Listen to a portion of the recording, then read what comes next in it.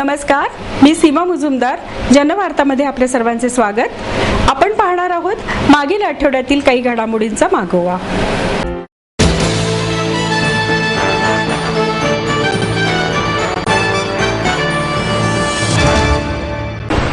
स्थानिक संस्था कर प्रणाली ही प्रामाणिकपणाला वाव देणारी आहे, असे प्रतिपादन महापालिकेचे स्थानिक संस्था कर प्रमुख विलास कानडे यांनी केले.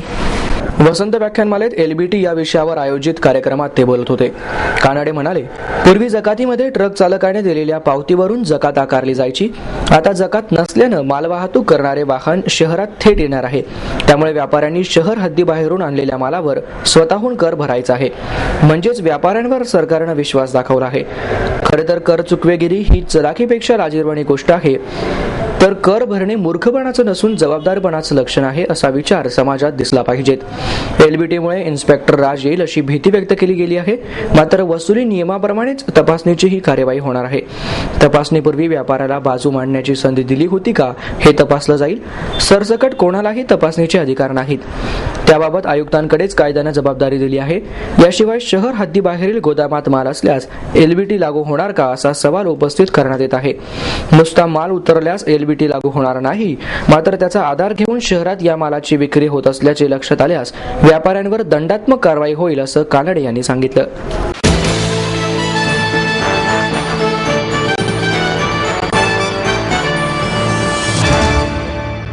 सचिनवरील ध्रुवतारा या पुस्तकाचे प्रकाशन माजी कसोटीपटू चंदू बोर्डे यांच्या हस्ते करण्यात आले. क्रीडा लेखक प्राध्यापक संजय दुधाने लिखित ध्रुवतारा सचिन तेंडुलकर चरित्र प्रकाशित करण्यात आले. आवृत्तीचं प्रकाशन सोहळा या ठिकाणी संपन्न होत आहे. आदरणीय चंदू बोर्डे.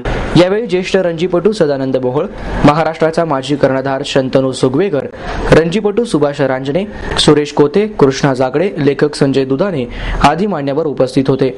यावेळी उदयनमुख क्रिकेटपटूंनी केक कापून सचिनचा वाढदिवस साजरा केला.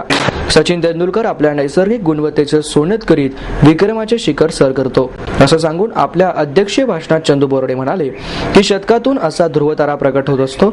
आचरेकरांनी सचिनचा पाया मजबूत केला होता. पाया मजबूत केल्यानं सचिन वयाच्या 40शीतही खेळताना दिसत आहे. सचिन तेंडुलकर हा क्रिकेटचा ईश्वर नसून ईश्वरी देणगी आहे, असं सदानंद मोहोळ यांनी नमूद केलं. सचिन सारखा क्रिकेटवीर शतकातून एकदाच जन्म घेत असला तरी सचिननं घेतलेला क्रिकेटचा ध्यास हा नव्या पिढीला आदर्शवत असल्याचं शंतनू सुगवेकर यांनी सांगितलं.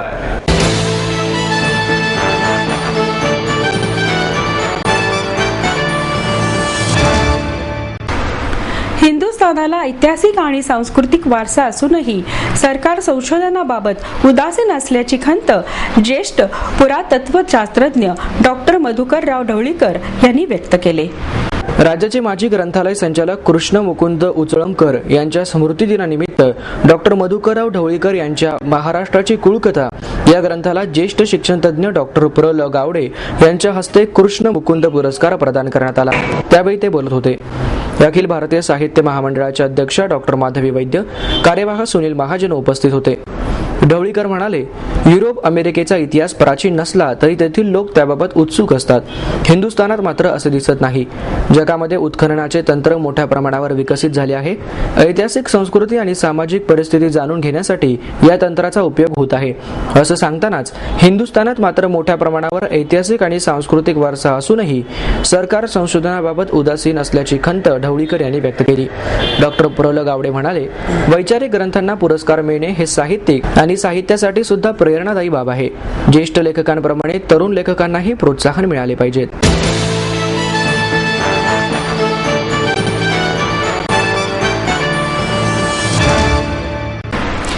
वसंत व्याख्यानमालेत माझी गायकी या कार्यक्रमातून सांगीतिक प्रवास उलगडण्यात आला. शास्त्रीय संगीताच्या मैफिली करण्यास सुरुवात केली तेव्हा अंगातील सळसळत्या उत्साहामुळे लोकांना प्रभावित करणे आणि त्यांनी आपल्याला पुन्हा बोलवणे हीच वृत्ती मनात होती. मात्र संगीतातील साधनेमुळे या विचारांमध्ये हळूहळू बदल होत गेला आणि रागाला शरण जायचे या परिपक्वतेकडे जाऊन पोहोचलो. सुरांबरोबरच त्याच्यासमोर नमते होण्याचा दृष्टिकोन शास्त्रीय संगीत आणि गुरूंच्या गायकीने दिला.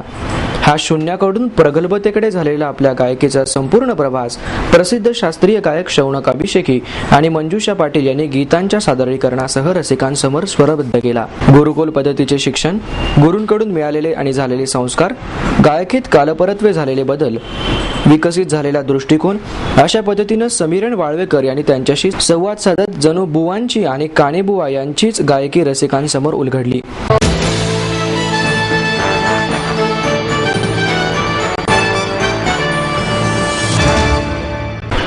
कलाकारांसाठी संगीताचा आनंद हा वैयक्तिकच असतो, असे प्रतिपादन गायक राहुल देशपांडे यांनी केले.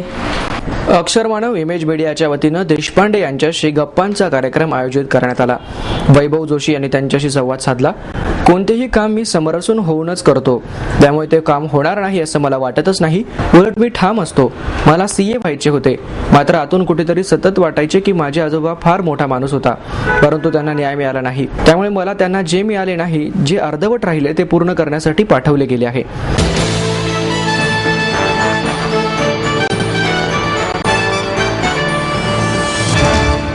आई वडिलांनी पै जमवून मला शिकवण्याचा निर्णय घेतलेला कळत होता.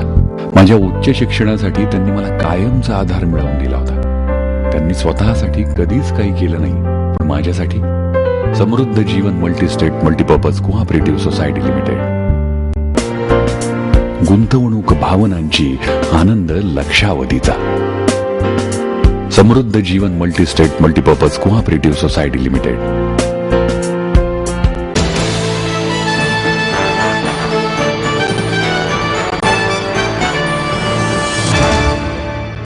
पुणे जिल्ह्याच्या या वर्षीचा 7,749 कोटी रुपयाचा वार्षिक पतपुरवठा आराखडा जाहीर करण्यात आला. जिल्ह्याच्या पत आराखड्यामध्ये कृषी क्षेत्रासाठी सर्वाधिक म्हणजे 3,274 कोटी रुपये, ग्रामीण उद्योगांसाठी 973 कोटी, लघु उद्योग आणि गृह कर्जासाठी 2,145 कोटी आणि इतर उद्योगांसाठी 1,357 कोटी असा एकूण 7,749 कोटींचा पत आराखडा आहे. यावेळी बोलताना देशमुख यांनी कृषी कर्जामध्ये प्रामुख्यानं किसान क्रेडिट कार्डद्वारे पीक कर्ज, सेंद्रिय शेती, फुले व फळबाग लागवड, हरितगृह, कृषी निर्यात योजना, करार पद्धतीनं शेती, कृषी यांत्रिकीकरण, राष्ट्रीय फलोत्पादन अभियान तसंच शेतीपूरक आणि दुय्यम योजनांचा समावेश करण्यात आला.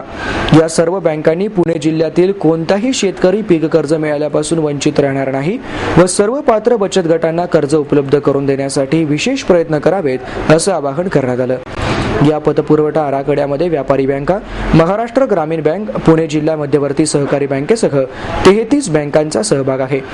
बचत गटांसाठी 45 कोटी रुपयांची तरतूद करण्यात आली आहे. शासनाच्या सामाजिक योजनांचा आर्थिक लाभ कोअर बँकिंग सुविधा असलेल्या जिल्हा मध्यवर्ती सहकारी बँकेमध्येही उपलब्ध करण्यासाठी केंद्रानं हिरवा कंदील दाखवला आहे. अर्थमंत्री P. चिदंबरम यांनी दिल्ली येथे अर्थ विभागाचे प्रधान सचिवांसह काही जिल्हाधिकाऱ्यांची 2 दिवसांपूर्वी एक बैठक घेतली होती. त्यामध्ये केंद्र सरकारने जिल्हा मध्यवर्ती सहकारी बँकांमध्ये खाते असलेल्या लाभार्थींना पुन्हा राष्ट्रीयकृत बँकेमध्ये त्यासाठी खाते उघडण्याची गरज नाही यावर सहमती दर्शवली. त्यासाठी संबंधितांना आधार कार्ड नंबरचा उपयोग करून जिल्हा मध्यवर्ती सहकारी बँकांनीही पुढे यायला हवे असं आवाहन करून ते म्हणाले की थेट लाभ रक्कम हस्तांतर योजनेमध्ये येणाऱ्या पैशासाठी लाभार्थ्याला बँकेत खाते उघडताना 0 रकमेने खाते उघडून दिले पाहिजेत, ज्यामध्ये संजय गांधी, इंदिरा गांधी व श्रावणबाळ योजना तसंच विद्यार्थ्यांची शिष्यवृत्ती आदींबाबत बँकांनी सकारात्मक भूमिका घ्यायला हवी.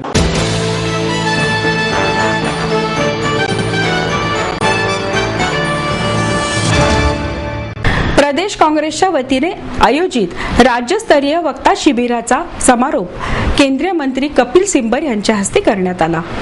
प्रदेश काँग्रेसच्या वतीने आयोजित राज्यस्तरीय वक्ता शिबिराचा समारोप सिब्बल यांच्या हस्ते करण्यात आला. यावेळी ते बोलत होते. या प्रसंगी प्रदेशाध्यक्ष माणिकराव ठाकरे, मुख्यमंत्री पृथ्वीराज चव्हाण, खासदार संदीप दीक्षित, पतंगराव कदम, हर्षवर्धन पाटील, सुरेश शेट्टी, मधुकर चव्हाण, बसवराज पाटील, प्रशांत ठाकूर, रमेश बागवे, विनायक निमन, मोहन जोशी, दीप्ती चौधरी, शरद रणपिसे, अभय शाजेड यांच्यासह आजी माजी आमदार, पदाधिकारी आणि कार्यकर्ते उपस्थित होते.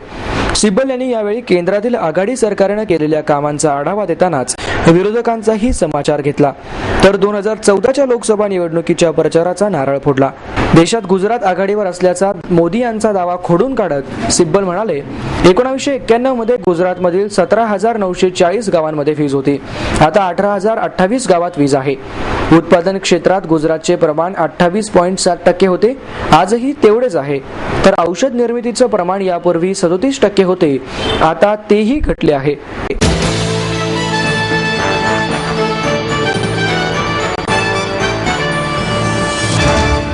नरवीर तानाजीवाडी येथील भुयारी मार्गावर 4 चाकी वाहनांना बंदी असूनही वाहने बिनधास्त धावताना दिसत आहेत. नरवीर तानाजीवाडी येथील भुयारी मार्गावर 4 चाकी वाहनांना बंदी घालण्यात आली असली तरी वाहने सुसाट धावत आहेत. त्यामुळे या रस्त्यावर अपघातांचं प्रमाण वाढलं असून याकडे अजूनही वाहतूक नियंत्रण शाखेच्या पोलिसांचं लक्ष दिसत नाही. या ठिकाणी अरुंद रस्ता, शाळा आणि रेल्वे क्रॉसिंगमुळे वाहतूक पोलीस शाखेच्या वतीनं नरवीर तानाजीवाडी रस्त्यावर 4 चाकी वाहनांना प्रवेश बंदी करण्यात आली आहे. तरी या सूचनेची अंमलबजावणी होत नसल्यानं विविध समस्या उभ्या राहतात. या रस्त्याच्या जवळील रस्ताही 4 चाकी वाहनांच्या वर्दळीने व्यापलेला आहे. तसंच या भुयारी मार्गावर अवजड वाहनांनाही बंदी आहे. तरीही काही अवजड वाहनांची वाहतूक याच रस्त्यावरून होत आहे. त्यामुळे या रस्त्यावर वाहतुकीची कोंडी होते. या सगळ्याचा त्रास शाळेत जाणारे विद्यार्थी, पादचारी व दुचाकी स्वारांना सहन करावा लागतो. 4 चाकी वाहनांमुळे या रस्त्यावर अपघाताचं प्रमाण वाढलं आहे. तरीही वाहतूक नियंत्रण शाखेच्या पोलिसांनी त्याकडे अद्यापही लक्ष दिलेले नाही. तसंच 4 चाकी वाहनांमुळे उभारलेल्या लोखंडी पुलाला मोठे हादरे बसून हा पूल येथील स्थानिक रहिवाशांना प्राणघातक ठरला आहे. लवकरात लवकर या समस्येवर वाहतूक पोलिसांनी लक्ष घालावे अशी मागणी येथील नागरिकांनी केली आहे. आपलं स्वप्न, आपलं मन, आपलं स्वतःचं घर हेच खरं धन.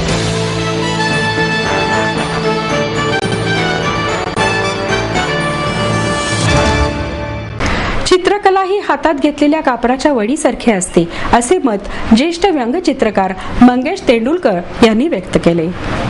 Strokes the language of colours तर्फे विविध कलाकृतींचे प्रदर्शन बालगंधर्व कलादालनात आयोजित करण्यात आले. या प्रदर्शनाचं उद्घाटन मंगेश तेंडुलकर यांच्या हस्ते करण्यात आले. याप्रसंगी उपमहापौर Deepak Mankar, ball point pen artist Shirish Deshpande उपस्थित होते. पुढे बोलताना तेंडुलकर म्हणाले, आपल्या मुलांनी जर एखादे चित्र काढले तर पालकांनी असं समजू नये की आपला मुलगा फार मोठा चित्रकार झाला. चित्रकला ही कापरासारखी असते.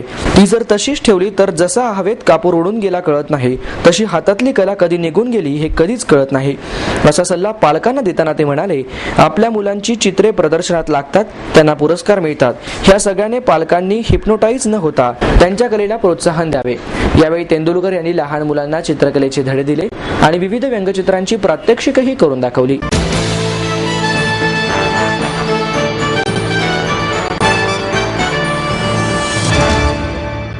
सुनीता भालेराव यांच्या बहरला पारिजातक हा काव्यसंग्रह आणि सीडीचे प्रकाशन ज्येष्ठ कवी दीपक करंदीकर यांच्या हस्ते करण्यात आले. स्वरमहिमा प्रकाशनाच्या वतीनं सुनीता भालेराव यांच्या बहरला पारिजात या काव्यसंग्रहाचे आणि सीडीचे प्रकाशन करंदीकर यांच्या हस्ते करण्यात आले. या प्रसंगी ज्येष्ठ गझलकार ए.के. शेख, स्वरमहिमा प्रकाशनाचे विश्वस्त डॉक्टर अरविंद नेरकर, ज्येष्ठ कवी शरद अत्रे, बाबू डिसोजा, रश्मी गुजराती, श्रीकांत उदास, प्रमोद खराडे, सुहास इनामदार, राहुल शिरवाडकर, निर्मला केतकर, स्मिता शानबाग आदी मान्यवर उपस्थित होते. या सीडीमध्ये गायिका चारुशिला बेलसडे, गायक रवींद्र साठे यांच्या गीतांच्या गायनाचा समावेश करण्यात आला आहे. तसेच बेलसरे यांनी या गीतांना संगीत दिले आहे.